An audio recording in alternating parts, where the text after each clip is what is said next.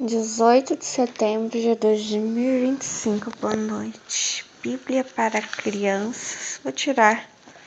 Vou misturar a leitura da palavra de hoje com um shot de fé. Judas traz Jesus. Lucas 22, de 1 a 6. A Páscoa estava chegando e era costume que se comesse o pão sem fermento. Os principais sacerdotes do templo estavam insatisfeitos com os ensinamentos de Jesus e começaram a planejar contra ele. Mas eles deveriam ser cuidadosos, porque não poderiam despertar a raiva na multidão que gostava de Jesus. Judas foi até os guardas disposto a negociar com os sacerdotes. Em troca de algumas moedas, contou aos soldados onde Jesus estava para que pudessem pegá-lo sem que a multidão ficasse sabendo. Agora eu vou tirar uma palavra para vocês. Vamos ver o que Deus fala. Apocalipse 18, 6. Retribuam-lhe como também ela retribuiu. Paguem-lhe em dobro, segundo as suas obras. E no cálice em que ela misturou bebidas, misturem dobrado para ela. O quanto a si mesma glorificou e viveu em luxúria, deem a ela em igual medida tormento e pranto.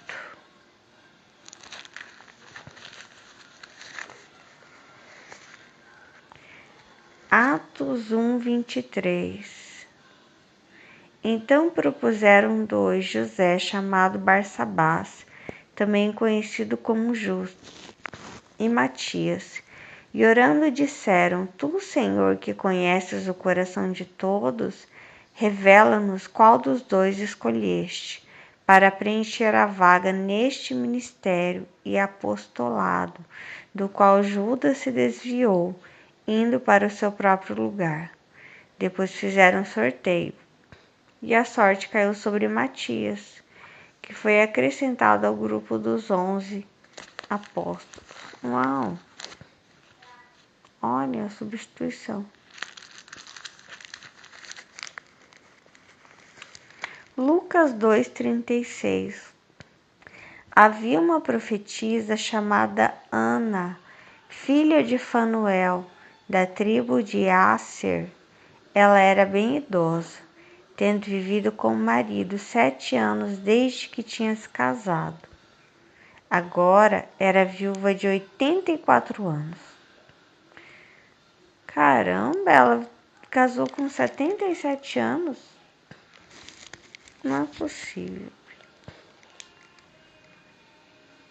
Isso, casou com 77 anos. Uau! Ela não deixava o templo, mas adorava noite e dia com jejuns e orações.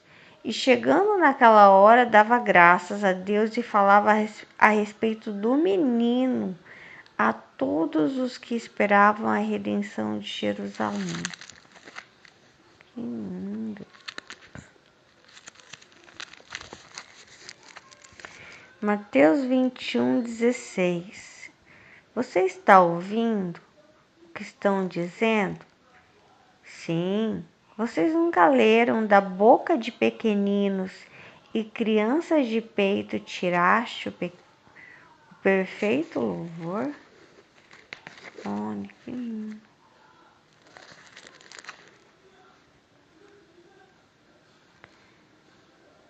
Hebreus 7:17, porque dele se testifica: você é sacerdote para sempre, segundo a ordem de Melquisedeque.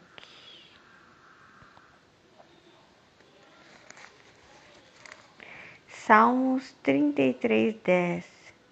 O Senhor frustra os planos das nações e anula os intentos dos povos. O plano do Senhor dura para sempre, os intentos do seu coração por todas as gerações.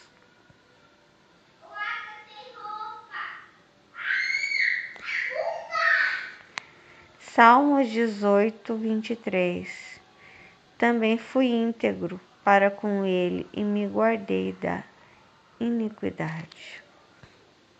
Salmo 119, 95. Os ímpios me espreitam para me destruir, mas eu considero os teus testemunhos.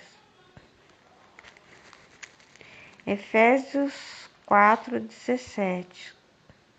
Isto, portanto, digo, e no Senhor testifico, não vivam mais como gentios, que vivem na vaidade de seus próprios pensamentos, tendo seu entendimento obscurecido, separados da vida que Deus concede por causa da ignorância em que vivem, pela dureza do seu coração.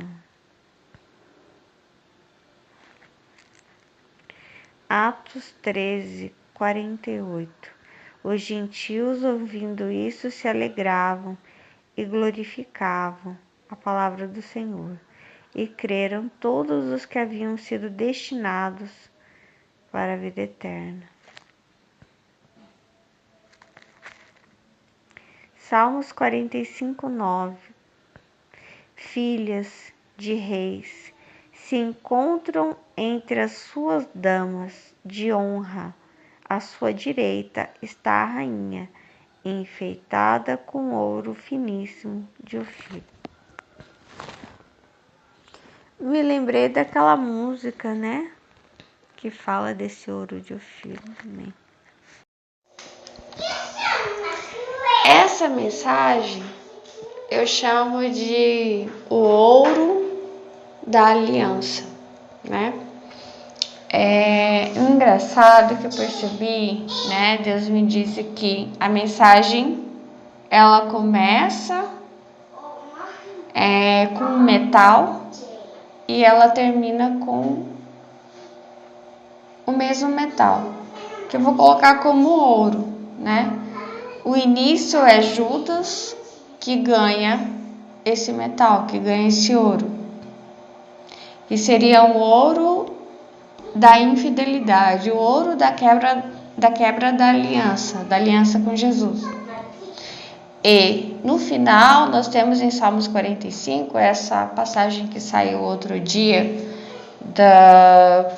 do desbotado, né? O invisível, desbotado e colorido, que é esse ouro de Ofir, é o ouro da fidelidade, o ouro da aliança. Então, tem alguma coisa no meio. São duas pontas completamente diferentes. A infidelidade e a fidelidade, ou inicia com infidelidade, termina com fidelidade, e talvez no meio haja um endireitamento de veredas, uma restauração. Então começa com Judas e termina falando da rainha com suas damas de honra. Isso.